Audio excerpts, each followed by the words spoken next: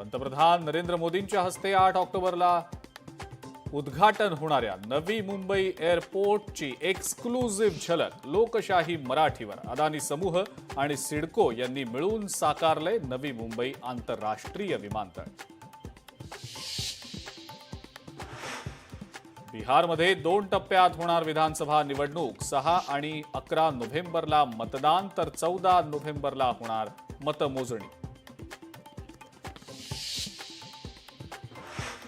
नोव्हेंबरमध्ये राज्यात नगर परिषदा निवडणुका होण्याची शक्यता। डिसेंबरमध्ये जिल्हा परिषदांच्या निवडणुका होण्याची शक्यता तर 15 जानेवारीला राज्यातल्या सर्व पालिका निवडणुका होण्याची शक्यता। मुंबईत महापौर ठाकरे बंधूंचाच होणार। खासदार संजय राऊतांचं मोठं वक्तव्य। कडवट मराठी आणि भगव्या रक्ताचा मराठी माणूसच मुंबईचा महापौर होणार, राऊतांचं वक्तव्य।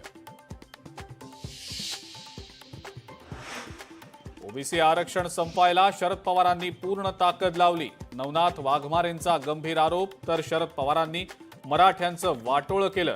जरांगेंचा शरद पवारांवर 1994च्या GRचा दाखला देत हल्लाबोल।